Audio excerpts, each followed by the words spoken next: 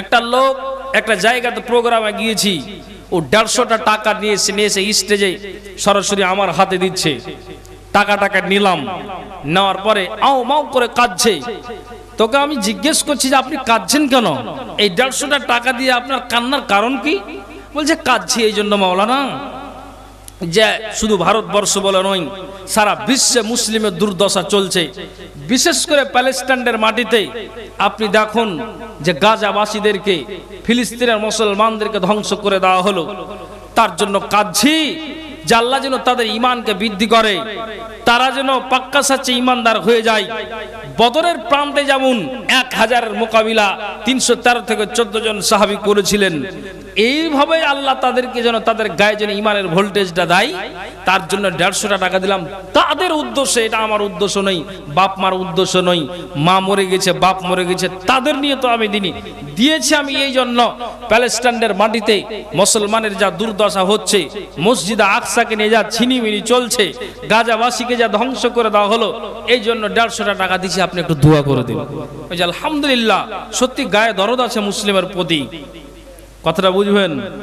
ওকে তখন কিছুক্ষণ পর জিজ্ঞেস করছে, ও আমার সামনে দাঁড়িয়ে আছে, ওকে আমি বলছি যে মুসলমানের জন্য আপনি 150টা টাকা দিলেন ফিলিস্তিনের জন্য, আপনি কি নামাজ রোজা করেন?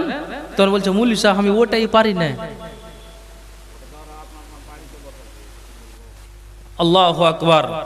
আপনি আমাকে এবার জবাব দিন, যেই মানুষটা নিজে 150টা টাকা ফিলিস্তিনের জন্য দিচ্ছে, তারই নাই নামাজ, তারই নাই রোজা, তারই নাই দান খায়রাত, তাহলে এই মুসলিমের অধঃপতন কার হবে?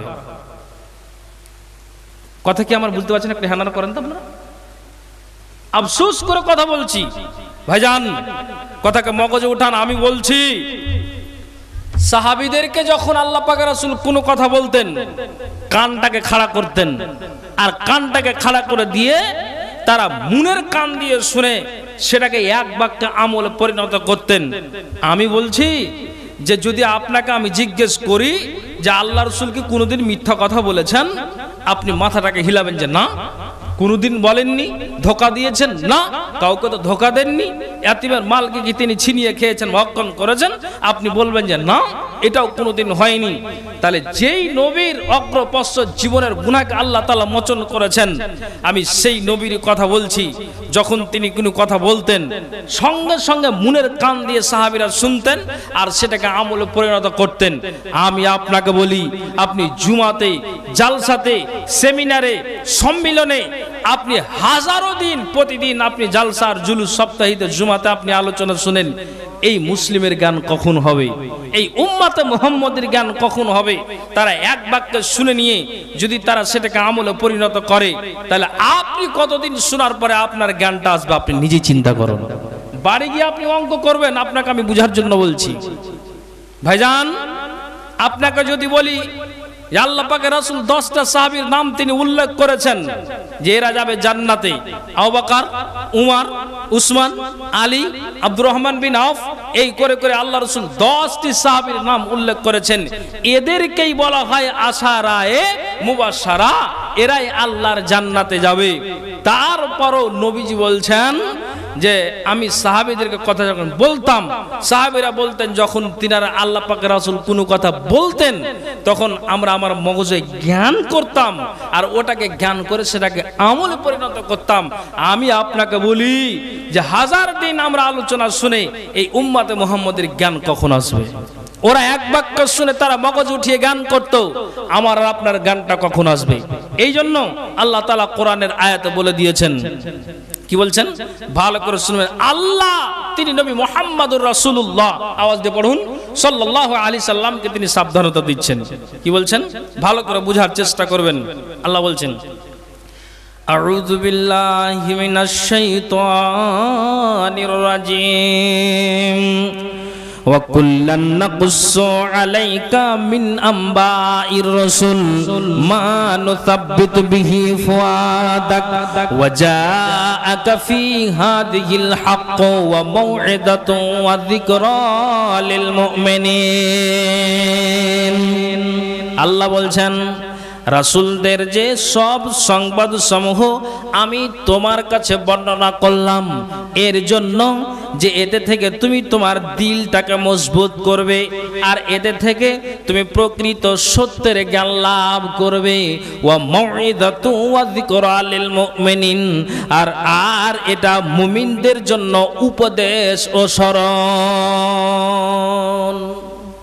কি বুঝতে পারলেন? আল্লাহ তাআলা রাসূলকে বলছেন, হে নবী কান খুলে শুনো, নবী আদম, নবী নূহ, নবী দাউদ, নবী সুলাইমান, নবী জাকারিয়া, নবী ইহইয়া, নবী লূত, নবী হারুন, নবী মূসা, নবী ঈসা, এই করে করে যতগুলি তোমার পূর্বে আম্বিয়া একরাম এসেছেন, এই সমস্ত আম্বিয়া একরামদের বাণীগুলো, সমস্ত আম্বিয়া একরামের আলোচনাগুলো তোমার সামনে যে বলা হচ্ছে, তোমার সামনে যে বর্ণনা দেওয়া হচ্ছে, এই কারণে যে যাতে করে ওই ইতিহাসকে শুনে তুমি তোমার মগজে কথাগুলিকে উঠাবে, আর মগজে উঠিয়ে তুমি জ্ঞান করবে, তোমার দিলটাকে তুমি মজবুত করবে। আল্লাহ জানালেন ওয়া মাউইযাতু ওয়া যিকরা লিল মুমিনিন, আর রাসূলদের আল্লাহ তাআলা বলছেন আর এটা মুমিনদের জন্য উপদেশ ও স্মরণ। ভালো করে শুনবেন, আল্লাহ তিনি সাবধানতা দিচ্ছেন নবী মুহাম্মদুর রাসূলুল্লাহ পড়ুন সাল্লাল্লাহু আলাইহি সাল্লামকে, কি যে ওই ইতিহাসগুলোকে তোমার সামনে ব্যক্ত করা হচ্ছে এই জন্য যে তুমি ওগুলোকে শুনবে, আর শোনার পরে তুমি তোমার দিলকে মজবুত করবে, আর তুমি প্রকৃত সত্যের জ্ঞান লাভ করবে। তাহলে আল্লাহ যদি নবী মুহাম্মদ সাল্লাল্লাহু আলাইহি সাল্লামকে বলেন, তাহলে আমরা সেই নবীর উম্মত, তাহলে আমাদেরকে কবরের আলোচনা শুনে, জান্নাত জাহান্নামের আলোচনা শুনে বা আমরা শুনাছি, আমাদের জ্ঞান করা উচিত নয়? একটু হ্যাঁ না বলেন তো, উচিত। তাহলে এই উম্মতে মুহাম্মাদের কখন জ্ঞানটা হবে, আমি আজকে আপনাদেরকে এই কথাটাই বোঝাতে চাইছি। বলুন, মাথায় কথাটাকে উঠাবেন, ভালো করে বোঝার চেষ্টা করবেন। যখন যখন উমর বিন খাত্তাব, খাত্তাবের ছেলে হচ্ছে উমর, উমরের বাপের নাম হচ্ছে খাত্তাব। তো খাত্তাব খুব টাকি মানুষ ছিল, এত টাকি মানুষ এই খাত্তাব, ভালো করে শুনবেন। তো খাত্তাব তিনি নিজে মূর্তি পূজারক ছিলেন, তার বাবাও, ভালো করে শুনবেন, তার বাবা মূর্তি পূজারক, তো তার ছেলে হয়েছে তাই। বলছে একদিন সঙ্গী সাথীরা দেখছি সবাই তারা কি করছে, নিজ হাতে তারা মাটির প্রতিমাকে তৈরি করে তারা হাতটাকে হাত জোড় করে মাথাটাকে নুইয়ে দিয়ে তার কাছে যা কিছু চাওয়ার চাইছে। এটা কখন? উমরের ইসলাম গ্রহণ করার আগের কথা আপনাকে বলছি। বাবা ভাই একটু খেয়াল করবেন আপনারা, তো উমরের ইসলাম গ্রহণ করার আগের কথা বলছি। তো বলছে সঙ্গী সাথীরা ওরাও মূর্তি বানালো, তো আমিও নিজ হাতে প্রতিমাকে তৈরি করলাম, আর তাদের সামনে মাথাটাকে নুইয়ে দিয়ে বলছি কি, এই খোদা আমাদের শরীরটাকে তুমি ভালো করো, এই আমাদের খোদা তুমি আমাদের রুজি রুটিতে বরকত দাও, যতদিন বেঁচে থাকবো আমাদের শরীরে তুমি অসুখ দিও না। কাকে বলে? না তো মাটির প্রতিমাকে বলে। এবার উমর তিনি নিজে বলছেন যে যেই খোদাকে মাথাটাকে নুইয়ে দিলাম, এই খোদাকে দেখি সঙ্গী সাথীরা 10 মিনিট আগে সুন্দর করে নিজ হাতে বানালো, আর নিজ হাতে বানিয়ে আবার 10 মিনিট পরে আছাড় দিয়ে দিয়ে ওই মূর্তিগুলোকে আপনার ভেঙে চুরমার করে দেওয়া হলো। যখনই চুরমার করে দেওয়া হলো, হযরতে উমর তিনি বলছেন যে আমি নিজ হাতে ওই প্রতিমাকে যেটাকে সুন্দর করে বানিয়েছিলাম, আবার আমি আছাড় দিয়ে ওই মূর্তিকে আবার ভেঙে ফেলে দিলাম, আর দেওয়ার পরে আমি এটা মগজে উঠালাম যে এটা কোন ধর্ম রে বাবা। ভালো করে শুনবেন, কোন ধর্ম? যাকে খোদা বলে মানলাম, যার কাছে রুজি রুটির ব্যবস্থার জন্য চাইলাম, আছাড় দিয়ে একে আবার ফের ভেঙে ফেলে দেওয়া হচ্ছে, কোন ধর্ম? আমরা আলেম সমাজের একটা বক্তব্য দিয়ে রাখি, কি বলেন তো দেখি, যে উমর এবং তার ভগনপো তার আপনার না উমরের ভগনপো তার বোন ইসলাম গ্রহণ করেছে, আর উমর আপনার যেন ইসলাম গ্রহণ করেছে কি করে, না তো তার ভগ্নপথ আর বোনের কোরআন তেলাওয়াত শুনে। এই ইতিহাস সহি নয়। আসলে আল্লাহ পাকের রাসূল মক্কার মাটিতে দুইজনের জন্য দোয়া করেছিলেন। কি দোয়া করেছিলেন? আল্লাহ পাকের রাসূল বলছেন, আল্লাহুম্মা আইজ্জাল ইসলামা বিহাব্বির রাজুলাইনি ইলাইকা বে উমর ইবনুল খাত্তাব আও বে আবি জাহাল বিন হিশাম। মাবুদ রে, আমার মক্কাতে দুটা পালওয়ান আছে, একটা নাম উমার আর একটা নাম আবু জাহাল। আল্লাহ, একটা নাম উমার আর একটা নাম আবু জাহাল। মাবুদ রে, আমার মক্কাতে দুটা পালওয়ান আছে, দুইটা পালওয়ানের ভিতরে হয় তুমি আবু জাহালকে দাও, না হয় তুমি উমারকে দাও। আল্লাহ, এই দুষ্ট দুরাচারের কারণে কোরআনটাকে আগে বাড়ানো যাচ্ছে না। আল্লাহ, এই দুষ্ট দুরাচারের কারণে যখন আমরা নামাজে যাই তখন উঁচু কণ্ঠে কোরআন তেলাওয়াত করা যায় না। আল্লাহ, এই মক্কাতে দুটা পালওয়ান আছে, হয় তুমি উমারকে দাও, না হয় তুমি আবু জাহালকে দাও। আল্লাহ তাআলা রাসূলের দোয়াকে কবুল করে আল্লাহ তাআলা হযরতে উমারকেই কবুল করেছিলেন। একবার বলুন তো সুবহানাল্লাহ। এখন আমি কি বলতে চাইছি, যে উমার নিজ হাতে প্রতিমাকে তৈরি করে মাথাটাকে নইয়ে দিয়ে তার কাছে চাইছে, বাপ যেমন মূর্তি পূজারক তেমন তার ছেলেও। কিন্তু যখন আল্লাহ তাআলা রাসূলের দোয়াকে কবুল করলেন, উমার ইসলাম গ্রহণ করলেন। একবার বলেন তো আলহামদুলিল্লাহ। এই উমার ইসলাম গ্রহণ করার পর হযরত উমার এবার তিনি নিজে বলছেন, আল্লাহ, এতদিন যা ছিলাম তো ছিলাম, কিন্তু যেদিন থেকে আমি আল্লাহর কোরআনকে মেনেছি, যেদিন থেকে আমি রসুলের ফরমানকে মেনেছি, আল্লাহর বাণীকে মেনেছি, রাসূলের কথাকে মেনেছি, আল্লাহর বিধানকে মেনেছি, রাসূলের বিধানকে মেনেছি, যেদিন থেকে আল্লাহ আর আল্লাহ রাসূলের বিধানকে মেনেছি, সেদিন থেকে আমি উমার, সেদিন থেকে আমি আমার দেহটাকে আমল দিয়ে সাজাতে শুরু করে দিয়েছি। হযরত উমর বলছেন যে আমি আমার দেহটাকে যাকাত দিয়ে সাজাতে লাগলাম, আমল দিয়ে। আমি আমার দেহটাকে দান খায়রাতের মাধ্যম দিয়ে আমি আমার দেহকে আমল দিয়ে সাজাতে লাগলাম। আমি আমার দেহটাকে নফল নামাজের মাধ্যম দিয়ে আমল দিয়ে সাজাতে লাগলাম। আমি আমার দেহটাকে তাহাজ্জুদের নামাজ দিয়ে আমি আমার দেহটাকে সাজাতে লাগলাম। কেমন কথা দাদারা আমার, বুঝতে হয়তো পারলেন না।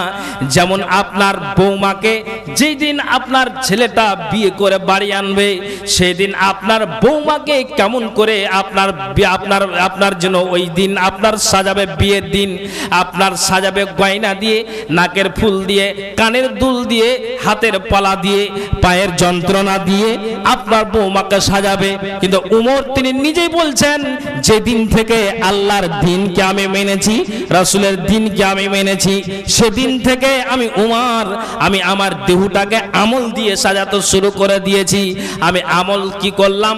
যাকাত দিয়ে, দান খায়রাত দিয়ে, তাহাজ্জুদের নামাজ দিয়ে, আমি 5 ওয়াক্ত নামাজের বিনিময়ে রমজান মাসের সিয়ামকে দিয়ে, নফল আপনার নামাজকে দিয়ে, নফল সিয়ামকে দিয়ে আমি উমর আমি আমার দেহটাকে আমি আমল দিয়ে সাজাতে লাগলাম। একবার বলুন তো সুবহানাল্লাহ। উমর বলছেন যে সেদিন থেকে আমি জ্ঞান করলাম, যেদিন কালমাটা পড়লাম আমি জ্ঞান করলাম কি, যে আমার আর অন্যায় করা চলবে না। তো অন্যায় যখন চলবে না, তো আমাকে কবরকে ভাবতে হবে। কে বলছেন? হযরত উমর। তো কবরকে বলে যখন আমাকে ভাবতে হবে, তো ভাবার আগেই না, কবরে যাওয়ার আগেই আমাকে আমার পুঁজি জোগাড় করতে হবে। কাজে আমি হযরত উমর আমি আমার দেহটাকে আমল দিয়ে সাজাতে লাগলাম। একবার বলেন তো সুবহানাল্লাহ। কথাটাকে বুঝার চেষ্টা করবেন। তারপরে উনি বলছেন যে কতদিন ধরে আমি আমার দেহকে আমল দিয়ে সাজাই, সাজাতে সাজাতে তিনি উমর বলছেন যে আমি শেষ মুহূর্তে, শেষ অন্তিম উপদেশে যখন উমর তিনি নিজে ফজরের নামাজটাকে পড়তে আরম্ভ করে দিয়েছেন, এ বাপ আমার ভাইয়েরা কান খুলে শুনবেন তো, এ উমরকে দুষ্ট দুরাচারেরা পিছন দিক থেকে উমরকে তীর মারলো, আর ওই তীরের আঘাতে উমর যেন আপনার ওই সাজদারত অবস্থায় জমিনে পড়ে গেলাম। যেমনি হযরত উমর ওই জমিনে পড়ে যাওয়া সঙ্গে সঙ্গে ওই উমার যেন তখনও পর্যন্ত জ্ঞান হারায়নি, তখনও জ্ঞান আছে। ওই তীরের আঘাতে হযরত উমার জমিনে পড়ে গিয়েছে আর সাজদা থেকে উঠতে পারছেন না। হযরত উমার বলছেন, আচ্ছা বন্ধুরা বলো তো, আমি তোমাদেরকে একটা কথা জানতে চাই, এখনো পর্যন্ত আমার জ্ঞান আছে, জ্ঞানটা আমার হারিয়ে যায়নি, এখন আমার শূন্য হয়ে যায়নি, এখন আমার জ্ঞান আছে। হযরত উমার বলছেন, তোমরা বলো তো সঙ্গী সাথীরা, আমাকে একটা কথা শোনাও। কথা হলে এটাই যে আমি নামাজরত অবস্থায় ছিলাম, এখন আমার জ্ঞান আছে রে, আমি কি আমার নামাজটাকে সমাপ্ত করতে পেরেছি কিনা? যদি এই উমারের নামাজটা অসম্পূর্ণ থেকে যায়, যদি আমি ক্লিয়ার না করতে পারি নামাজটা, যদি আমি অসম্পূর্ণ থেকেই যদি উমার কবরে যাই, তাহলে কবর থেকে নিয়ে হাসর পর্যন্ত এই উমারের কবরে আপনার আযাব চলবে, হাসরের শাস্তি ভোগ করতে হবে। তো তোমরা আমাকে একটুখানি বলো তো, এই উমার নামাজটাকে সমাপ্ত করতে পেরেছে কিনা? একবার বলুন তো সুবহানাল্লাহ। পৃথিবীর মানুষ, আপনি চিন্তা করে দেখুন, যেই উমার তিনি বলছেন যে যদি আমার নামাজটা অসমাপ্ত থেকে যায় আর আমার জ্ঞান আছে, তাহলে যদি আমি এই অবস্থায় মারা যাই, কিয়ামতের দিন আমাকে আসামির কাঠ গড়াতে দাঁড় হতে হবে। আপনাকে আমি বলতে চাইছি, হে মুসলিম সমাজ, এই অত্র গ্রামের মা আর বোন, বাবা ভাইয়েরা, তাহলে আপনি উমারের ইতিহাসটাকে নিয়ে আপনি এখন জ্ঞান করুন তো, জ্ঞান কোনটা আপনাকে দিতে চাইছি এটাই যে আপনার যেন কালমা পড়ার পরে তিনি নিজে জ্ঞান করলেন, আমার আর অন্যায় করা চলবে না, আমি মৃত্যুর আগা পর্যন্ত আমি আমার দেহকে আমল দিয়ে সাজালাম। তীরের আঘাতে পড়ে গিয়ে তিনি শেষ কথা এটাই বলছেন, তোমরা বলো সমাপ্ত হয়েছে না, অসম্পূর্ণই আমার নামাজটা আছে, যদি অসম্পূর্ণ থাকে আসামের কাঠ গড়াতে দাঁড় হতে হবে। তাহলে এই উম্মাতে মুহাম্মাদের জ্ঞান থাকা সত্ত্বেও যারা রমজানের শুরুতে ঢুকে এখন পর্যন্ত মসজিদ আর দেখা করে না, তাহলে এদের অধঃপতন হবে না তো কার হবে? আমার কথা কি আপনারা বুঝতে পেরেছেন?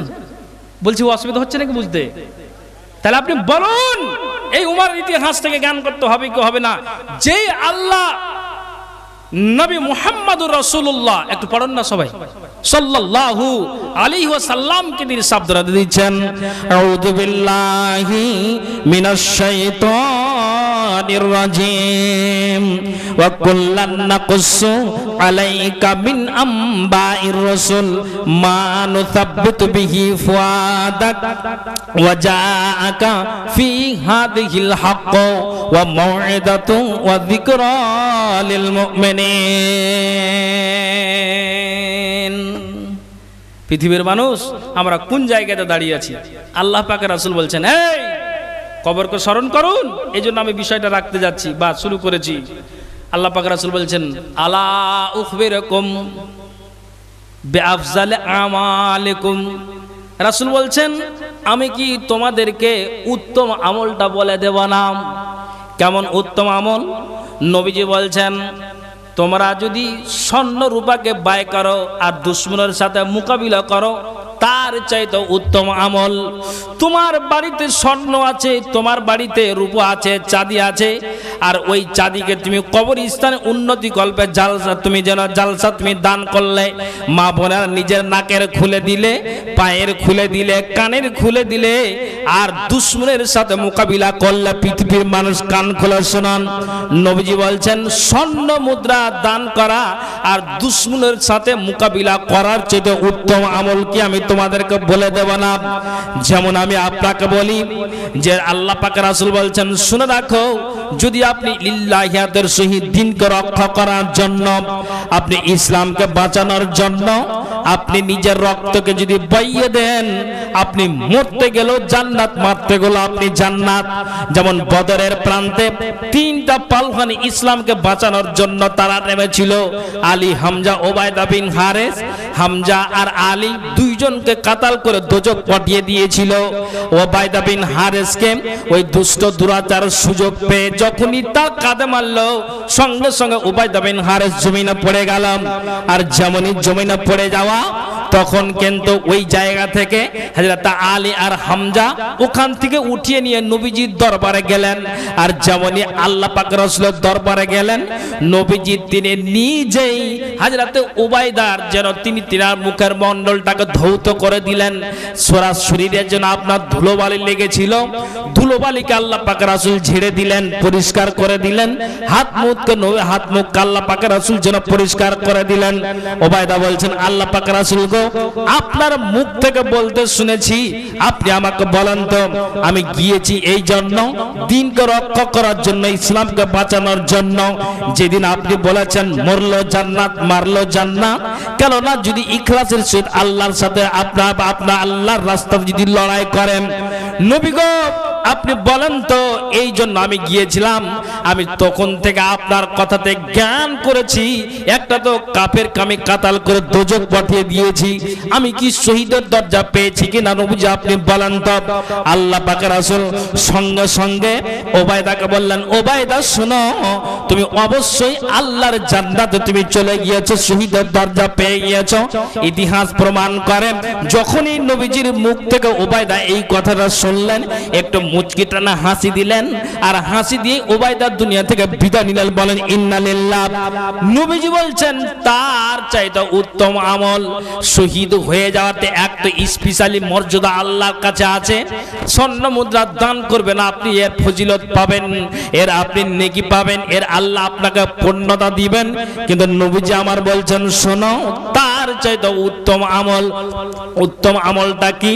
আল্লাহ পাক রাসূল বলছেন শোনো, আমি তোমাদেরকে এটাই বোঝাতে চাইছি, ওরে দুনিয়ার মানুষ রে কবরটাকে স্মরণ করে, আখিরাতটাকে ভয় করে, জাহান্নামকে ভয় করে, জান্নাতের আশা নিয়ে কবরটাকে ভয় বলে যে কবরের আপনারা উন্নতি কল্পে জালসা আপনারা করেছেন।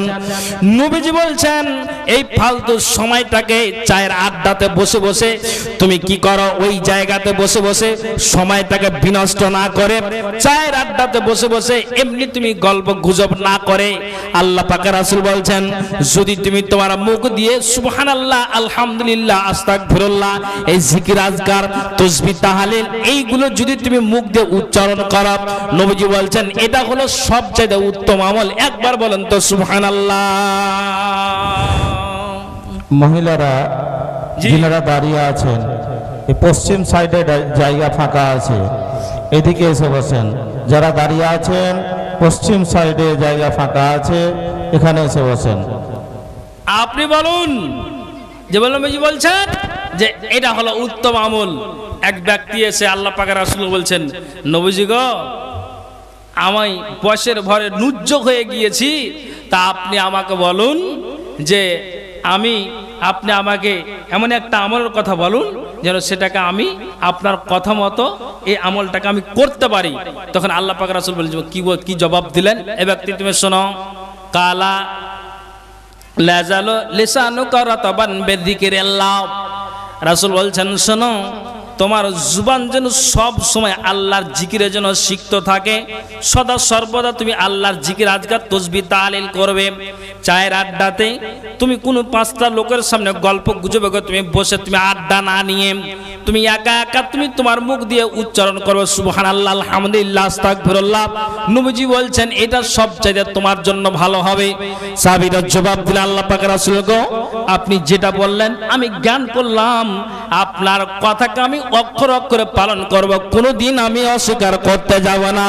পৃথিবীর মানুষ রে তারা একবার শুনে তারা মগজে ভরে নিয়ে তারা জ্ঞান করেছে।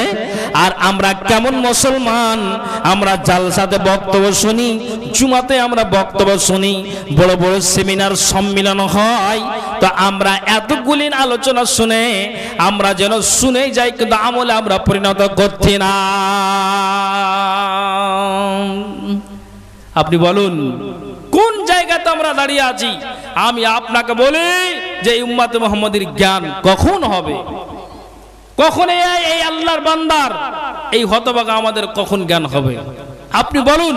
আমি এই জন্য বারবার দোহরাচ্ছি, তারা এক বাক্য শুনে তারা মগজে ভরে নি তারা জ্ঞান করেছে। আমরা কোন জায়গাতে দাঁড়িয়ে আছি, কোন প্ল্যাটফর্মে দাঁড়িয়ে আছি, কোন জায়গাতে দাঁড়িয়ে আছি ভালো করে শুনবেন। খাইবারের যুদ্ধতে যখন যুদ্ধ শেষ হলো তখন মুসলিম বাহিনীরা ওয়াদিল কোরাতে উপস্থিত হলো। ওয়াদিল কোরা, মুসলিম বাহিনী যখন ওয়াদিল কোরাতে উপস্থিত হলো তখন ইহুদিরা কি করলেন জানেন? তখন তীর নিক্ষেপ শুরু করে দিয়েছে। ইহুদিরা তীর চালাতে শুরু করে দিয়েছে। মা বোন আওয়াজ করবেন না, কথা শুনেন। আমি আপনাকে কোরআন হাদিসের কথা শোনাচ্ছি, বাজে কথা বলিনি। আপনাদের বিরক্ত লাগছে নাকি? তো ভালো করে শুনবেন। যখন ওই যুদ্ধ শেষে মুসলিম বাহিনী যখন ওয়াদিল কোরাতে উপস্থিত হলো তখন আপনার ওই ইহুদিরা তীর চালাতে শুরু করে দিয়েছে। তীর চালাতে চালাতে তখন একজন রসুলের জৈনুক গোলাম, তার নাম হচ্ছে মিদআম। তার নামটা কি বললাম? একটা আওয়াজ দিয়ে বলেন তো। মিদআম। এই মিদআম নামক এই রসুলের জৈনুক গোলামের আপনার কোনো শরীরে কোনো অংশতে তীর লেগে যায়। ভালো করে শুনবেন। আর যেমনই তীর লাগা তখন সঙ্গে সঙ্গে যতজন ওই জায়গাতে সঙ্গী সাথীরা ছিল তারা এক বাক্যে শুধু একটাই আওয়াজ দিচ্ছে। জি, এখানে আপনাদের একজন যোগ্য সভাপতি সাহেব বসে জিজ্ঞেস করবেন এক বাক্যের সঙ্গী সাথীরা কি আওয়াজ দিচ্ছেন? আল জান্নাত, আল জান্নাত, আল জান্নাত, আল জান্নাত, আল জান্নাত। মিদআমকে ইহুদিরা তীর চালিয়েছে, তার অংশ তার শরীরের কোনো অংশতে লেগেছে। মিদআমের জন্য জান্নাত, অবশ্যই মিদআম আল্লাহর জান্নাতে যাবে। এক বাক্যের সঙ্গে সাথীরা সবাই আপনার আওয়াজ দিয়ে উঠেছে কি? মিদআমের জন্য জান্নাত, মিদআমের জন্য জান্নাত, মিদআমের জন্য জান্নাত। আমি আপনাকে ইতিহাস কেন শোনাচ্ছি? আপনারা জ্ঞান করুন, কাজে লাগান, কথাকে কাজে লাগান, কথাকে শুনে আপনি বাড়ি নিয়ে যান। মুসলিম আর কয়দিন এইভাবে থাকবেন? জাগো, মাথায় চিন্তা করে জাগো। জি, সঙ্গী সাথীরা যখন এক বাক্য বলে জান্নাত তখন আল্লাহ পাকের রাসূল আওয়াজ কি দিলেন জানেন? কাল্লাম, কখনোই নয়, হরগিজ নয়, কোনো মতে নয়, না। তোমরা সবাই আওয়াজ তুলেছ মিদআমের জন্য জান্নাত, তোমরা সবাই আওয়াজ দিলে যে মিদআম অবশ্যই আল্লাহর জান্নাতে যাবে, কিন্তু আমি নবী মুহাম্মদ পড়ুন সাল্লাল্লাহু আলাইহি সাল্লাম, আমি নিজে বলছি না, মিদআম জান্নাত যাবে না। এই জন্য যাবে না, রাসূল বলছেন ওয়াল্লাযী নাফসি বিয়াদিহি, কাল্লা ওয়াল্লাযী নাফসি বিয়াদিহি ইন্নাস সামলাতাল্লাতী আখাযাহা ইয়াওমা খাইবারা মিনাল মাগানিমে লাম তুসবিহাল মাকাসিমু লা তাস্তাইলু আলাইহি নারা। পৃথিবীর মানব নবীজি বলছেন সেই মহান সত্তার কসম যার হাতে আমার জান আছে, সে মহান সত্তার কসম যার হাতে আমার আত্মা আছে, সে মহান সত্তার কসম যার হাতে আমার প্রাণ আছে, সে মহান সত্তার কসম যার হাতে আমার যেন প্রাণ আছে, জীবন আছে, তার কসমকে বলছি মিদআমের জন্য সবাই তোমরা আওয়াজ তুলেছ, অবশ্যই তো সে যেন আল্লাহর জান্নাতে যাবে। কেননা ইহুদি তাকে তীর নিক্ষেপ করেছে। নবীজি বলছেন আমি এই জন্য বলছি মিদআম আল্লাহর জান্নাতে যাবে না। তার কারণ হলো এটাই, এই খাইবারের দিন যখন যুদ্ধ শেষ হলো তখন ওখান থেকে মিদআম একটা গানিমত বন্টন করার আগেই, মাল ভাগ করার আগেই ওখান থেকে মিদআম একটা চাদরকে নিয়েছিল, আর ওই চাদরটাকে নিয়ে বগলে দেবে বাড়ি নিয়ে চলে গিয়েছিল। আল্লাহ রাব্বুল আলামিনের জিবরাইল ফেরেশতা আমাকে যেন কানে কানে বলে গিয়েছে মিদআম যেন ভাগ বন্টন করার আগেই ওখান থেকে একটা চাদরকে নিয়েছিল, ওই চাদর তার উপরে এখন আগুন হয়ে জ্বলবে। সঙ্গে সঙ্গে সাহাবীরা বললেন আল্লাহ পাকের রাসূল গো, আপনার এই কথা শুনে আমরা জ্ঞান পেলাম, আমরা যেন আমাদের মগজে উঠিয়ে নিলাম। নবীজি গো, আমরা তো এই ব্যাপারে আমরা বেখবর ছিলাম, কিছুই আমরা জানছিলাম না। সবাই আমরা ওই তীরের আঘাতটা দেখে বললাম যে অবশ্যই আল্লাহর জান্নাতে যাবে, কিন্তু আপনার কাছ থেকে একটা আসল তথ্য পাওয়া গেল। নবীজি বলছেন হ্যাঁ, জিবরাইল আমাকে বলে গিয়েছে মিদআম আপনার জন্য ওই গানিমতের মাল বন্টন করার আগেই যেন চাদরটাকে লুকিয়ে বাড়ি নিয়ে চলে গিয়েছিল, ওই চাদরটা তার গায়ে এখন আগুন হয়ে জ্বলবে। সঙ্গে সঙ্গে ওই সাহাবীরা কেউ তারা ওই গানিমাতের মাল থেকে কেউ জুতার ফিতা একটা দুইটা করে নিয়েছিল, ওইখান থেকে ওই খবরটা শুনে জুতার ফিতাকে সঙ্গে সঙ্গে আল্লাহ রাসূলের কাছে জমা করে দিলেন। আর জমা করে দেওয়ার পরে পরে নবীজি বলছেন, ওরে সাহাবীরা শুনো, শিরাকুন আও শিরাকান মিন নার, এই ফিতাগুলো ছিল আগুনের ফিতা। সাহাবীরা বলছেন, নবীজি গো, একটা চাদরের বিনিময়ে যদি তাকে জাহান্নামখানাতে যেতে হয়, আমরা ওই অন্যায়টা করেছিলাম।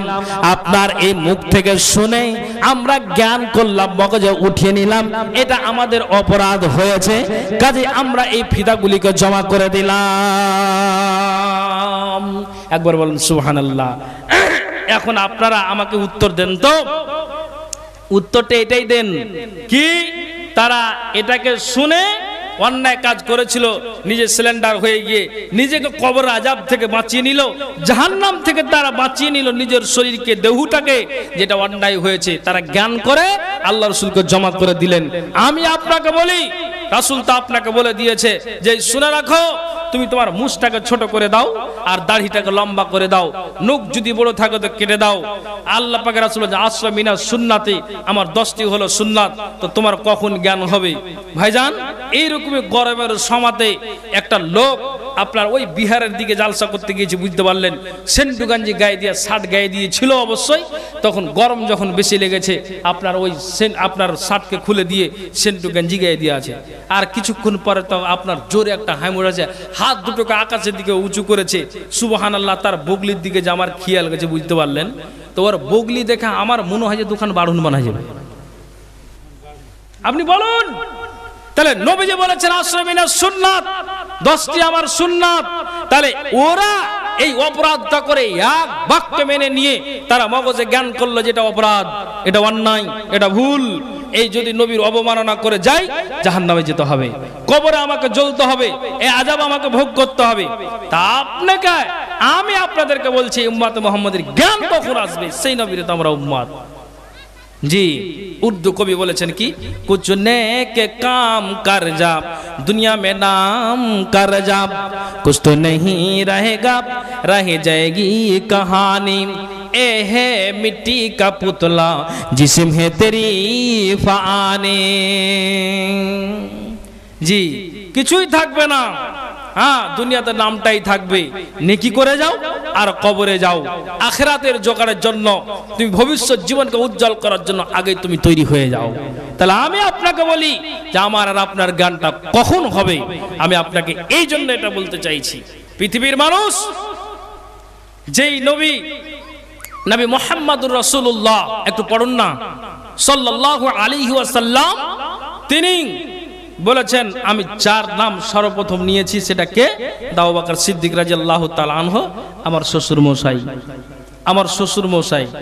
কিন্তু নবীজি যখন মারা গেলেন, মরে যাওয়ার পর খলিফা যখন নির্বাচন আবু বকরকে করলেন, তা আবু বকরকে নির্বাচন করলেন। নির্বাচন আবু বকর হয়ে যাওয়ার পর আজ আপনি দেখুন ভারত সরকার যেভাবে দেশ চালাচ্ছে, আমি আপনাকে বলি আবু বকর 2 হাতটাকে তুলে দিয়ে আল্লাহর কাছে কাঁদছেন, মাবুদ রে, আমার এতদিন ভালোই ছিলাম, এখন আমাকে মানুষের দায়িত্ব দেওয়া হলো, আমাকে খলিফা নির্বাচন করা হলো, আমাকে নেতা বানানো হলো। আবু বকর তিনি বলছেন, আল্লাহ, যা এতদিন ছিলাম সাদামাটা জীবন কাটাচ্ছিলাম, কিন্তু এখন আল্লাহ তোমার কাছে আরো জোরালো দাবি। এই আবু বকরকে আল্লাহ, তোমাকে আমি বলি, যদি দেশ চালাতে গিয়ে আমার কোনো ভুল হয়, ত্রুটি হয়, আল্লাহ এই ছোটখাটো ভুলের জন্য আবু বকরকে কিয়ামতের দিন আল্লাহ তুমি ধরিও না। বলেন তো সুবহানাল্লাহ। নবীজি মরে যাওয়ার পর আবু বকরকে এই দায়িত্ব যখন দেওয়া হয়েছে, তখন তিনি এই দোয়াটা পাঠ করলেন।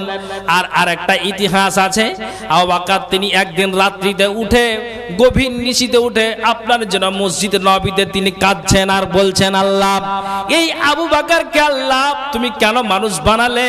কেন তুমি আল্লাহ মানুষ বানালে? এই আবু বকরকে আল্লাহ তুমি মানুষ না বানিয়ে যদি আল্লাহ আমাকে পশু বানাতে, তাহলে এই গ্রামের মানুষের মানুষেরা আমি যখন কাউরির ডালে বসতাম, গাছে বসতাম, ওখান থেকে আমাকে বাচ্চা ছেলেরা কিংবা কাউরির ফসলে যেতে গেলে ওখানে আমাকে ঢেল ছুলে মারতো। দুই ডানাকে আমি মেল করে দিয়ে মান্ডায় চলে যেতাম, ওখান থেকে উঠতে উঠতে বৈষ্ণবনগর যেতাম, 16 মাইল যেতাম। এই করে করে আমি ডালে আর পাতে ঘুরতাম, চলতাম, ফিরতাম। আল্লাহ তুমি এই আবু বকরকে কেন তুমি মানুষ বানালে? কেন নাল্লাম উহুজার লিল হিসাব, কিয়ামতের দিন আল্লাহ পশু পাখির হিসাব হবে না। আল্লাহ এই আবু বকরকে কেন তুমি আল্লাহ তুমি মানুষ বানালে? একবার জোরে বলেন তো সুবহানাল্লাহ। আমি আপনাদেরকে বলতে চাইছি, যেই আল্লাহ রসুল বলে দিয়েছেন আবু বকর তুমি আল্লাহর জান্নাতে যাবে, এত কোনো সন্দেহ নাই। তারপরও যদি এই ব্যক্তিটা এইভাবে আল্লাহকে অ্যাপ্লিকেশন জানান, তাহলে আমি আর আপনি পাপী গুনাহগার। এই মুসলিমের এই উম্মতে মুহাম্মাদের কখন জ্ঞান হবে? আমি আপনাদেরকে এটাই বোঝাতে চাই। আপনি বলুন বলুন। এই জন্য আমি আপনাদেরকে বলতে চাইছি, পৃথিবীর মানুষ আমরা আছি কোন জায়গাতে দাঁড়িয়ে। আমাকে একটা দায়িত্ব দেওয়া হয়েছে, ইনশাআল্লাহ সেই দায়িত্ব পালন করব। তার আগে কয়েকটা হাদিস বলবো। কি হাদিস? একটু ভালো করে শুনবেন, বুঝার চেষ্টা করবেন। কি কথা? যতজন আমরা এখানে আছি আর পৃথিবীতে যত মানুষ বেঁচে আছে বা যারা চলে গিয়েছে কবরে, আপনারা আমাকে একটা আওয়াজ দিয়ে বলবেন, কেউ কি বলতে পেরেছে না পৃথিবীতে পারবে যে আমি বেঁচে আছি, যখনই মরবো, মরার পরে কবর আযাব আমার মুক্তি হবে, আর আমি মরে যাওয়ার পর যখন আল্লাহ পৃথিবীকে ধ্বংস করবে, আর পৃথিবীকে ধ্বংস করে দেওয়ার পরে যেদিন হিসাব নিকাশ হবে, তা আমি মরে যাওয়ার পর নিশ্চিত কবরে আযাব হবে না, আর আমি আল্লাহর জান্নাতে যাব? এটা কেউ বুক ফুলে বলতে পারবে? একটু হ্যাঁ না বলেন না আপনারা। জি, কথা কেন আপনারা বলছেন না? আবার আপনারা আওয়াজ দিয়ে বলেন তো, কেউ কি বলতে পারবে যে মরে যাওয়ার পর আমি অবশ্যই আল্লাহর জান্নাতে যাব? আওয়াজ দিয়ে বলুন। কিন্তু পৃথিবীর মাটিতে একজন মানুষ বলেছে হ্যাঁ আমি অবশ্যই জান্নাত যাব। আপনাকে যদি আমি হাদিসের রেফারেন্স দিই তো আপনার অসুবিধা কিসের? একজনে পৃথিবীর মাটিতে বলেছেন যে হ্যাঁ আমি মরবো, আর মরে যাওয়ার পর আমি জান্নাত যাব, এত কোনো সন্দেহ নাই। তাহলে সেই ইতিহাসকে শুনে আমাকে জ্ঞান করতে হবে কি হবে না? আমি আপনাকে বলবো যে হ্যাঁ হবে, হবে। আমি আজকে গাল বাড়াই করে বলছি এই গ্রামে এসে, কিন্তু আপনি মাথায় রাখুন, যদি আমার ইবাদতে কোনো বিঘ্ন হয়ে থাকে বা করে থাকি বা হয় বা করি, কিয়ামতের দিন আল্লাহ আমাকে ছাড় দেবে না। বুঝার চেষ্টা করে আপনাকে আমি ফালতু কথা শুনাই না। কে ওটা? একটা হচ্ছে আবু সুফিয়ান বিন হারেস, আর একটা হচ্ছে আবু সুফিয়ান বিন হারব। তো যেটা আবু সুফিয়ান বিন হারেস, এই আবু সুফিয়ান বিন হারেস যখন মরতে চলেছে, জ্ঞান করুন, মগজে উঠান, আল্লাহ তিনি সাবধানতা দিচ্ছেন কে? নবী মুহাম্মদুর রাসূলুল্লাহ সাল্লাল্লাহু আলাইহি ওয়াসাল্লামকে। কি বলছেন? ওয়া কুল্লান নাকুসসু আলাইকা মিন আমবাইর রাসূল মা নুসাব্বিতু বিহি ফুআদাক ওয়া জাআকা ফি হাযিহিল হক্ক ওয়া মাউইদাতু ওয়া যিকরা লিল মুমিনিন। পৃথিবীর মানব এই আবু সুফিয়ান বিন হারিস তিনি যখন মরতে চলেছেন, ওই সময়ে আপনার যেন আবু সুফিয়ান বিন হারিসের বিবি কাঁদতে লেগেছেন, আল্লাহ স্বামী মরে গেলে আমি বিধবা হয়ে যাব। মেয়ে কাঁদে, আল্লাহ ঈদের দিন আমার আব্বা আমাকে কত আদর আপ্যায়ন করে, আমাকে সুন্দর করে আমাকে পোশাক আমাকে খরিদ করে দিতাম, কালিয়াচক মার্কেট থেকে আমাকে সুন্দর পোশাক এনে দিত। ছেলেও কাঁদে, মেয়েও কাঁদে, প্রতিবেশীরা কাঁদে। আবু সুফিয়ানের মতো একটা মানুষ দুনিয়া ছেড়ে চলে যাচ্ছে। সুবহানাল্লাহ। হে পৃথিবীর মানুষ, অত্র গ্রামের মা আর বোনেরা একটু কান খুলে শুনবেন, জ্ঞান করবেন। আবু সুফিয়ান বলছেন, কান্না করিও না ও আমার বিবি, খবরদার চোখ দিয়ে পানি ঝরায় না। ছেলে কান্না করিও না, মেয়ে কান্না করিও না। এক দুই করে করে আজ আমার 2 থেকে 2.5 বছর হয়ে গেল ইসলাম কবুল করাম।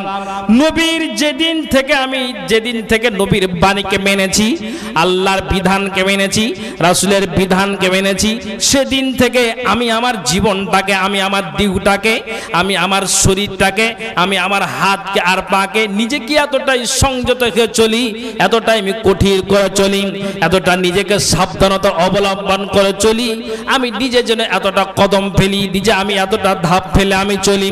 এই পৃথিবীর মানুষ ও আমার বিবি, খবরদার কান্না করিও না, ছেলে কান্না করিও না, মেয়ে কান্না করিও না। নবীজি আমাকে যেইভাবে চলতে বলেছেন আমি আবু সুফিয়ান সেইভাবে চলেছি। আল্লাহ কোরআনে যা বলেছেন নবীজি আমাকে ওইভাবে আদেশ দিয়েছেন, সেইভাবে আমি চলেছি।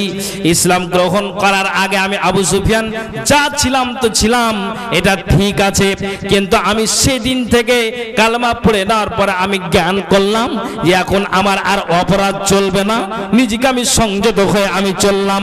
তখন জনাব আবু সুফিয়ান বলছেন, আল্লাহর কসমকে বলি, ইসলাম গ্রহণ করার পর থেকে নিয়ে এখন পর্যন্ত আমার মৃত্যুর পালা, এখন আমাকে কবর যেতে হবে, পৃথিবী থেকে বাঁচতে আসেনি, সবাইকে দুনিয়া ছাড়তে হবে।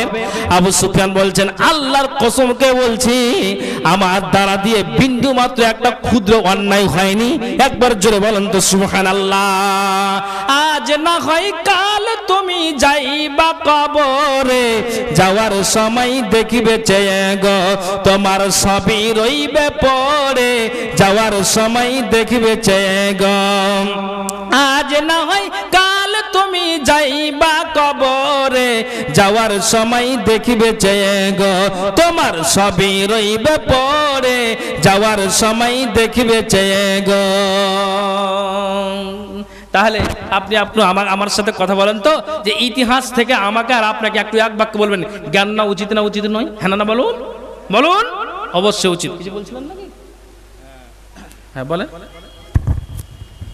যারা দাঁড়িয়ে আছেন মহিলারা, সামনে জায়গা ফাঁকা আছে, স্টেজে পশ্চিম সাইডে জায়গা ফাঁকা আছে, আপনারা ওই সাইড দিয়ে হেঁটে চলে আসেন, এদিকে জায়গা ফাঁকা আছে। হ্যাঁ, এবার আপনাদেরকে বলি যে এই ইতিহাসগুলো থেকে আমাদেরকে জ্ঞান করতে হবে। আল্লাহ পাকের রাসূল, মা বোনেরা পর্দার আড়ালে বসে আছেন, একটু মাইকের দিকে খেয়াল করবেন। নবীজি একটা তিনি হাদিস বর্ণনা করছেন। হাদিসটা কি বলছেন যে শুনো,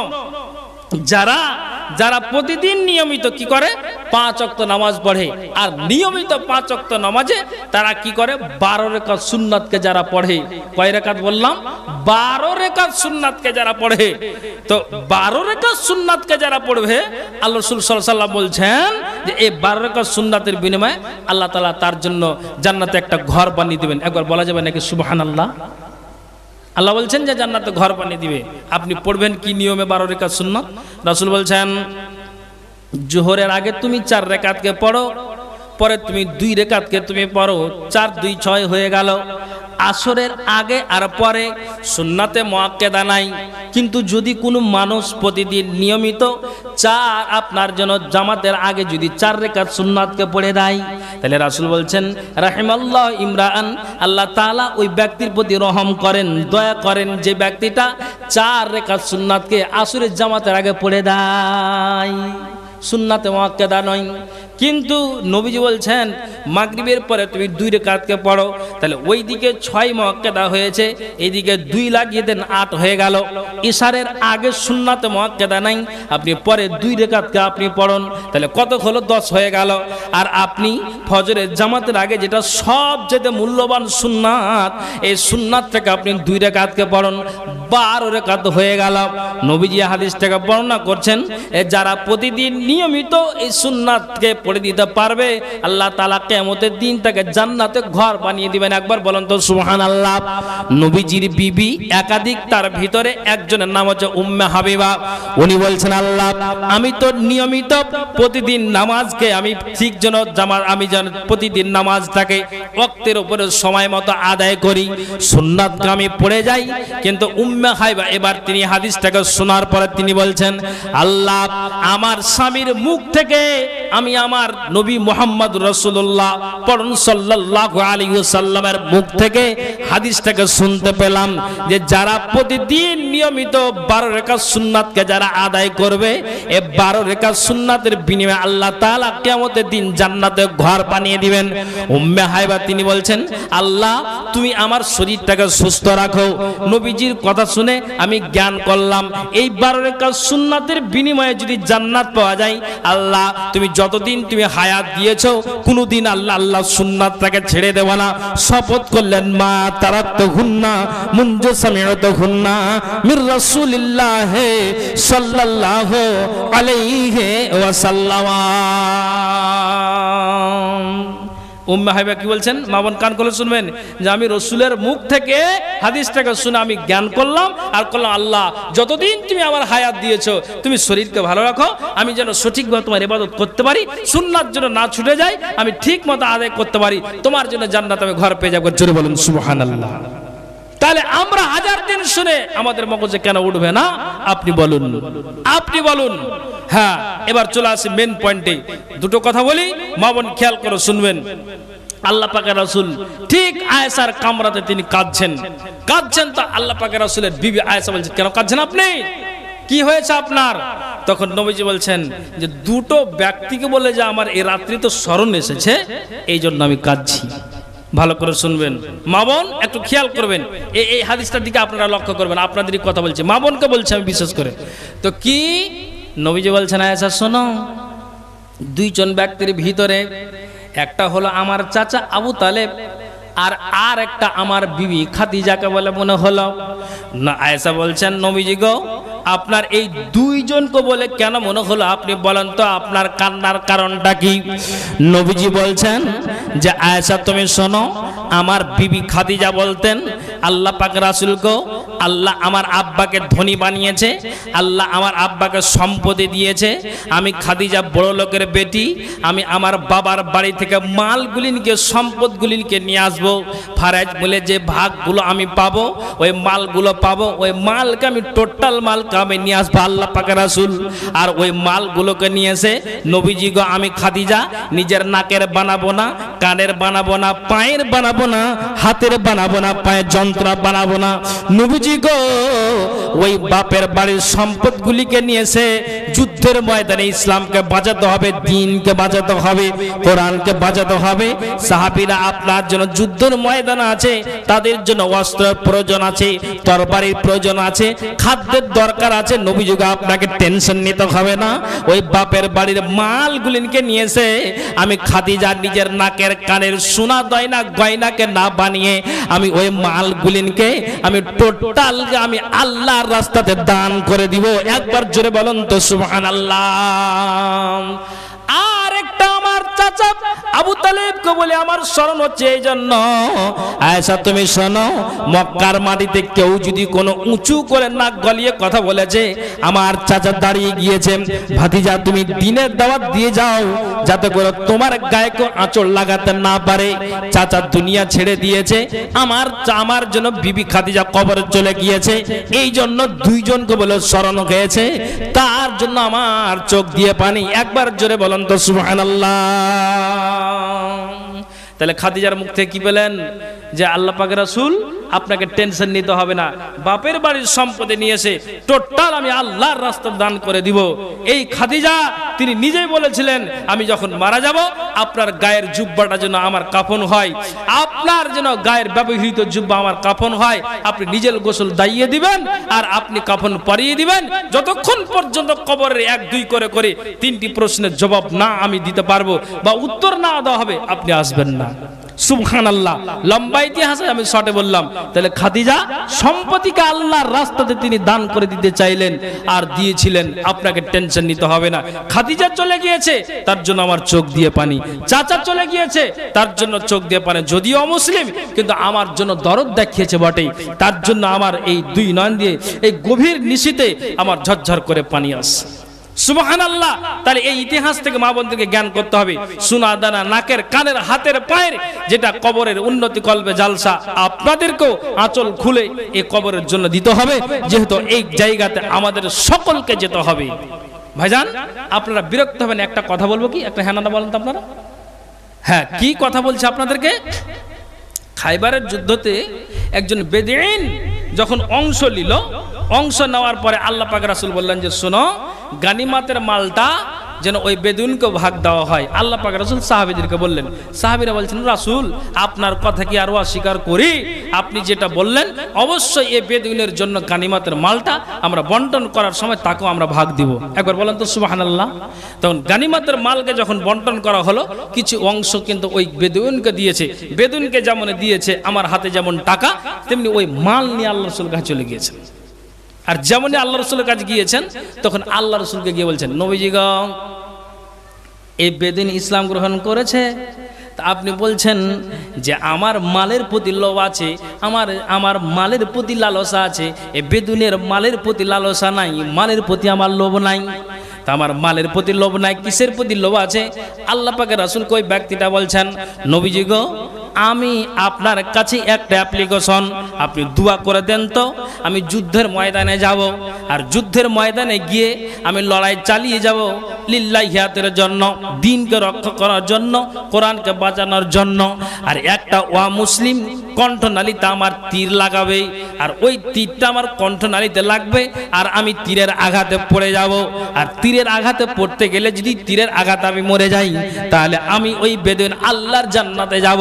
নবীজি গো আমি ইসলাম গ্রহণ করেছি মালের লোভে নয়, অ্যাকচুয়ালি আপনি দোয়া করে দিন যেন আমি যুদ্ধের ময়দানে গিয়ে কণ্ঠনালীতে তীর লাগবে, আর ওই তীরের আঘাতে শহীদ হয়ে যেন আমি আল্লাহর জান্নাত লাভ করতে পারি। মালের প্রতি আমার কিঞ্চিত পরিমাণ লোভ নাই। একবার জোরে বলেন সুবহানাল্লাহ। আপনারা এখানে যতজন আছেন এবার আপনারা বলুন যে যদি ইসলামকে জান দিয়ে বাঁচাতে পারে, ইসলামকে যদি তারা আপনার নিজের কণ্ঠনালীতে তীরের আঘাতে মরে গিয়ে বলছে শহীদের দরজা পেতে চাইছি, জান দিয়ে বাঁচাতে পারে, আপনি একটা আকাশের দিকে হাতটা উঁচু করবেন, তাহলে আমরা এই দান খায়রাত সোনা দানা আর টাকা পয়সা দিয়ে আমরা কবরস্থানকে তৈরি করতে পারবো না? একটু জোরে বলেন তো। হ্যাঁ না পারবো না? পারবো ইনশাআল্লাহ। একটু বলেন ইনশাআল্লাহ। ইনশাআল্লাহ। তাহলে জান দিয়ে যদি সাহাবীটা বলেন, কি আওয়াজ দিলেন, আমার মালের প্রতি কিঞ্চিত পরিমাণ লোভ আর লালসা নাই, আছে কিসের? শহীদ হয়ে যাওয়া। শুধু আপনি দোয়াটা করে দিন, কোন অমুসলিম তীর মারবে, তীরের আঘাতে আমি মরবো, আমি জান্নাত যাব বিনা হিসাবে, আল্লাহর জান্নাত, এটাই আমার লোভ, আমার মালের প্রতি লোভ নাই।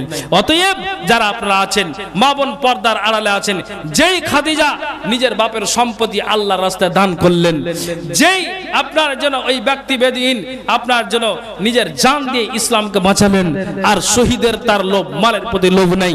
আমি আপনাদেরকে বলবো যারা আপনারা এই জায়গাতে আছেন আর যারা মা বোনেরা পর্দার আড়ালে আছেন, আমি তাদের উদ্দেশ্য সকলকে আমি আপনাদেরকে বলবো যে আল্লাহর ওয়াস্তে আপনারা এই কবরস্থানের জন্য আমি আপনাদেরকে বলবো, কেমন আল্লাহওয়ালা আছেন আপনারা তো 5,000, 10,000, 2,000, 1,000 করে আপনারা দিতে পারবেন বা দেনাওয়ালা আছেন, আমি আপনাদেরকে বলবো যে আসেন আল্লাহর ওয়াস্তে আমি 10,000 থেকে নিয়ে 1,000 পর্যন্ত অপশনে কোনটা আপনার সুবিধা, একটু আল্লাহর ওয়াস্তে এসে এই কবরের আপনার যেন উন্নতি কল্পে জালসা, যেই জায়গাতে আমাদের সকলকে যেতে হবে, আমি 10টা কলম আমি অলরেডি দেখতে চাইছি 5,000টা টাকা করে, যারা আপনার যেন নবীজি বলে দিয়েছেন ও যদি নিজের জান দিয়ে ইসলাম বাঁচাতে পারে, খাদিজা দিদি বাপের সম্পত্তি দিয়ে ইসলামকে বাঁচাতে পারে, আপনি 1,000, 2,000, 5,000 টাকা দিয়ে আপনি এই আসল ঠিকানা যেটা আমাদের কবর, কেন আমরা এই কবরকে তৈরি করতে পারবো না?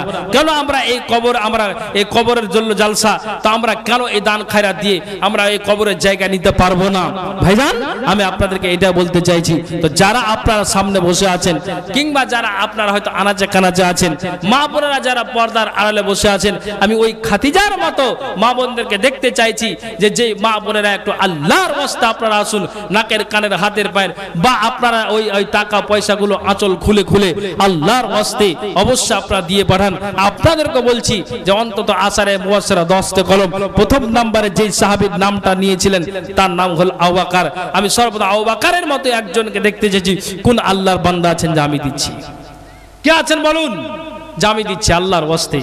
বলুন ইনশাআল্লাহ আল্লাহ তাআলা আপনার রুজি রুটিতে বরকত দিবে। জি, অতএব যারা আপনারা আছেন আপনাদেরকে বলছি 5,000, 2,000, 1,000 হলো, আমি 10টা কলম চাইছি আল্লাহর ওয়াস্তে এসে। যে কবরের কি জায়গা নেওয়া হবে নাকি মশাই? 1 বিঘা জমি নেওয়া হয়েছে। 1 বিঘা জমি? আচ্ছা আচ্ছা আচ্ছা, এখানে লেখা হলো 18 লক্ষ টাকার জমি ক্রয় করা হয়েছে। হ্যাঁ দানের দরকার, ঠিক আছে বুঝতে পারলাম। এটা কত আছে ভাই? তো যা হোক, বেনামিতে এটা আলহামদুলিল্লাহ, বেনামিতে 1000 আর এটা বেনামিতে 10,000। আমি 10,000 5,000 চেয়েছি, আলহামদুলিল্লাহ। একজন ভাই আমার আল্লাহ গো 10,000 টাকা বেনামিতে দিয়েছে, আর আরেকজন আল্লাহ 1,000 টাকা দিয়েছে। আল্লাহ তুমি এই দানকে সাদরে গ্রহণ করো।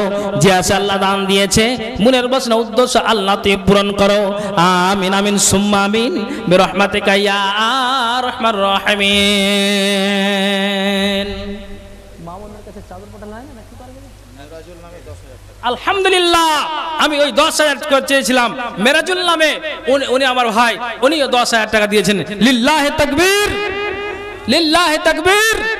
উনি 10,000 টাকা দিয়েছেন, আরেকজন 10,000। বদরের প্রান্তে 3টা পালোহার নেমেছে, আলী, হামজা, ওবায়দা বিন হারেস। তো আমি আরেকজনকে দেখতে চাইছি, ওবায়দা বিন হারেস শহীদের মর্যাদার। আর কে আছে যে একজন 10,000 টাকা দিতে পারবেন? কে আছেন বলুন, যে আমি দিচ্ছি? বলুন তো আল্লাহর ওয়াস্তে। হ্যাঁ, 18 লক্ষ টাকা দিয়ে প্রায় আপনার জমি করে করা হয়েছে কবরস্থান। আর সত্যি সবারই দরকার আছে, এই জায়গাতে আমাদের সকলকে যেতে হবে।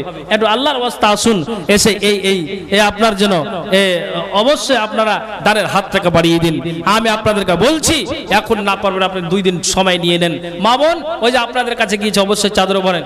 সুন্নাতি দান ওই খাদিজার মতো কে দিতে পারবেন? নাকের, কানের, হাতের, পায়ের কে দিতে পারবেন? আংটি দিতে পারবেন? আপনার এগুলো আল্লাহ রসুল সুন্নাতি দান, রসুল এই দানগুলোকে পছন্দ করতেন। আর আপনাদেরকে বলছি যে আপনারা অন্তত যদি 1000 করে দেন, লক্ষ্মীর ভান্ডারে তো অনেক হয়ে যাবে। 1,000 টাকা করে দেন আপনারা। 5টা কলম মা বোনদেরকে আমি চাইছি, একটু আল্লাহর রাস্তা আসুন, এসে মেহেরবানি করে দিয়ে আসুন। কি আছে গো? আচ্ছা, তো অবশ্যই একটু আল্লাহর রাস্তা আসুন, আসুন মেহেরবানি করে। নগদ বাকি যাই হোক আপনি 2 দিন পরে দিবেন, কিন্তু অবশ্যই সময় নিন। আপনারা তো শুনতে পেলেন যে 18 লক্ষ টাকার জমি কি ক্রয় করা হয়েছে। আপনারাও জানেন, তারপরে এখানে এলান হচ্ছে বা এলান করা হলো, বা আপনাদেরকে এখন আমি আবারও বললাম। কাজে আপনারা সবই অবগত। কাজে আপনারা, আর এটাকে কেন্দ্র করেই জালসাটা আয়োজন করা হয়েছে। কাজে আপনাদেরকে বলি যে আমার 2 জন ভাই 10,000 দিয়েছেন। কোন আল্লাহর বান্দা আছেন যে আর 10,000 টাকা কে আছেন? বদরের প্রান্তে 3টা পালোহান নেমেছে। তো আমি আপনাদেরকে বলবো যে একটা আর পালোহানকে চাইছি। আপনার যদি একাই সম্ভব না হয়, 2 জন মিলে আপনি 5,000 করে 10,000 টাকা দিন। কিন্তু আসুন একটা আল্লাহর ওয়াস্তে মেহেরবানি করে আসুন, ইনশাআল্লাহ আপনাদের জন্য খাস করে দোয়া হবে। কারো ভরসায় আছো এমন, কারো ভরসায় আছো এমন, কিসের করো আশা? একদিন তোমার বাড়ি গাড়ি সব ভেঙে হয়ে যাবে তোমার বাসা। তোমার গহনা দিন ফুরাইয়া যাবে, জীবনে লাগবে ভাটি। ওই যে দেখো ডাকিতেছে তোমায় কবরের মাটি। ওই যে দেখো ডাকিতেছে তোমায় কবরের মাটি। কারো ভরসায় আছো এমন, কিসের করো আশা? একদিন তোমার বাড়ি গাড়ি সব ভেঙে হয়ে যাবে তোমার বাসা। তোমার গহনা দিন ফুরাইয়া যাবে, জীবনে লাগবে ভাটি।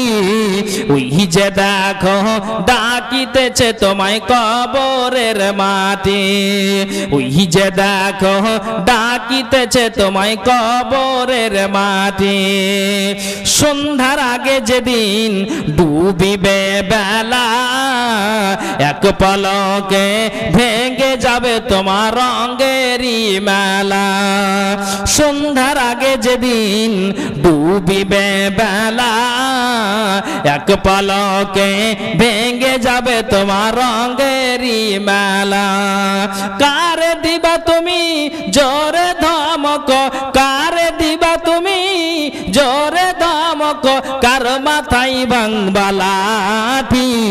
ওই যে দেখো ডাকিতেছে তোমায় কবরের মাটি। ওই যে দেখো ডাকিতেছে তোমায় কবরের মাটি। খবর পেয়ে আসবে আত্মীয় স্বজন, তোমারই চার পাশে বসে তারা করিবে কান্দন।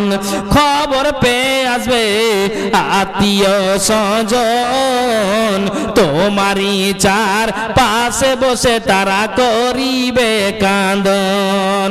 সাজাইবে মনের মতন, সাজাইবে মনের মতন কি সুন্দর পরিপাটি, ওই যে দেখো ডাকিতেছে তোমায় কবরের মাটি, ওই যে দেখো ডাকিতেছে তোমায় কবরের মাটি।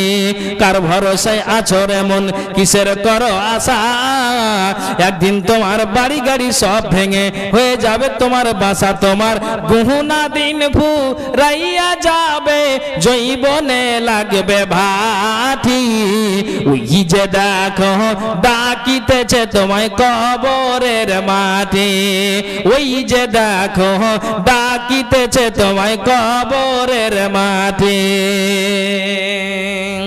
ভাইজান, এখানে আল্লাহর ওয়াস্তে বলুন, আমি আপনাদেরকে বলেছি অন্তত দুটো কলম আমি 5 চেয়েছি। কোন আল্লাহর বান্দা আছেন দুটো কলম 10 হয়েছে, দুটো কলম 5 বলেন কে আছেন এখানে? যা আমি দিচ্ছি। এখন আপনার কাছে নাই হ্যান্ডকাস, আপনি 2 দিন সময় নিয়ে নেন, 8 দিন পরে দিন যেই জায়গাতে আমাদেরকে যেতে হবে তারই জন্য জলসা। কাজে আপনাদেরকে বলছি, কারা আপনারা আছেন একটু এতজনের ভিতরে একটু ইশারা করবেন। বাবন অনেক আপনারা চাকরিজীবী আছেন, তো কোনো নারী একটু হাতের ইশারা করবেন যে আমি 2000 1000 টাকা দিচ্ছি। কে আছেন আল্লাহওয়ালি নারী, আল্লাহর ওয়াস্তে মেহেরবানি করে এই কবরের উন্নতি কল্পে জালসা, একটু এই কবরের জন্য একটু হাত থেকে বাড়িয়ে দিন। আমি আপনাদেরকে বলছি ইনশাআল্লাহ আপনারা দিবেন, আল্লাহ তাআলা আপনার দানকে কবুল করবেন। অতএব মা বোন, আমি আপনাদেরকে বলছি আপনারা সব জায়গাতে, শুধু এখানে বলে নয়, আপনারা পুরুষ চাইতে আপনাদের সংখ্যা সব জায়গাতে বেশি থাকে, এখানে আলহামদুলিল্লাহ অনেক বেশি আছে।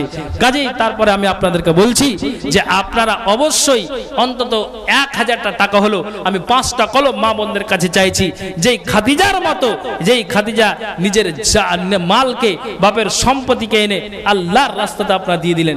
একটু আল্লাহর ওয়াস্তে আসুন। আলহামদুলিল্লাহ, রবু শেখ উনি আমার ভাই, উনি দিয়েছেন 1 কুইন্টাল ভুট্টা। আল্লাহ আল্লাহ দোয়া চেয়েছে, আল্লাহ গো এই 1 কুইন্টাল ভুট্টা আল্লাহ তুমি তার খেতে কামারে রুজি রুটিতে আল্লাহ তুমি বরকত দিও, তার স্বাস্থ্য শরীরকে আল্লাহ তুমি ভালো রাখো, আল্লাহ তুমি পাক্কা সাচ্চা নমাজ ইমানদার বানিয়ে দাও, আল্লাহ মরার সময় জন্য কালেমা আল্লাহ তুমি তৌফিক দিও, কবর আযাব থেকে মুক্তি দিও। সকলে আল্লাহুম্মা আমিন, আল্লাহুম্মা আমিন। ভাই আপনাদেরকেও বলছি যে আপনারা ওই সরিষা, ধান, ভুট্টা, গম এগুলো দিয়েও আপনি এই কবরকে একটু, এই কবর উন্নতি করবে, আপনি এগুলো দান করেন, এগুলো দান করেন। 1 কুইন্টাল 50 কেজি, 20 কেজি, 30 কেজি করে ভুট্টাগুলো। আর আপনাদের দেখলাম মান্ডাই থেকে বাঁধ যা আসছি, প্রায় দেখছি যে আপনার ওই মেশিনের আওয়াজ শুনতে শুনতে কান বহিরে। আলহামদুলিল্লাহ, দেখলাম যে অনেক ভুট্টা হয়েছে আপনাদের দেশে, আপনাদের এলাকায়।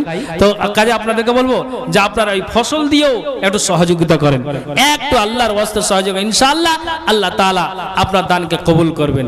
জি অবশ্যই আপনারা এই মেহেরবানি করে জি একটু আল্লাহর ওয়াস্তে আপনারা দিবেন, ইনশাআল্লাহ আল্লাহ তাআলা আপনার দানকে কবুল করবেন।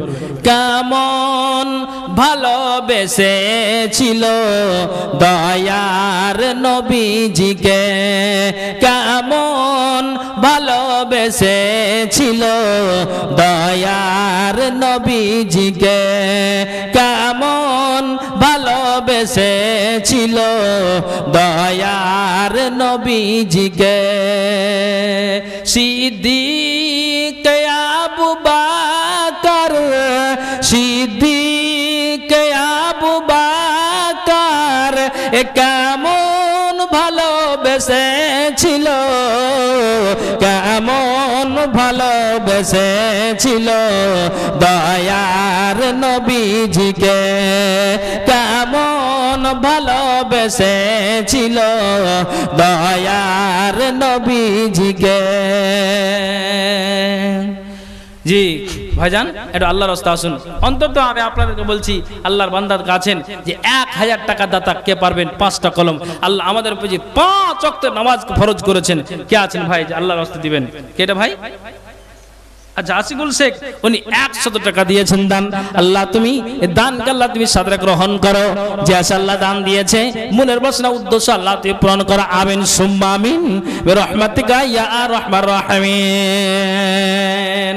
ভাইজান, আমি 5টা কলম 1000 করে চেয়েছি। আমি কবরের একটা লম্বা আপনাদেরকে শায়রি শোনাবো, মানে কবর সম্পর্কে শায়রিটা আছে। তো আপনারা যদি 5টা কলম 1000 করে 5টা কলম দেন, আমি লম্বা আপনাদেরকে শায়রিটা শোনাবো। মা বোন যদি আপনারা 1000 করে 5টা কলম দেন, তো ইনশাআল্লাহ আপনাদেরকেও আমি 5টা কলম দিবেন, সবাই শুনতে পাবেন। অন্তত 1 1,000টা টাকা করে এই কবরের জন্য আমি ইনশাআল্লাহ লম্বা এই কবরের সারিটা ইনশাআল্লাহ শোনাবো। একটু আল্লাহর ওয়াস্তে মেহেরবানি করে ডান হাত থেকে বাড়িয়ে দিন, আপনি লিখান, আপনি আপনার ভুট্টাগুলোকে লিখান, ইনশাআল্লাহ আল্লাহ তাআলা আপনার দানকে কবুল করবেন। আল্লাহ আল্লাহ আল্লাহ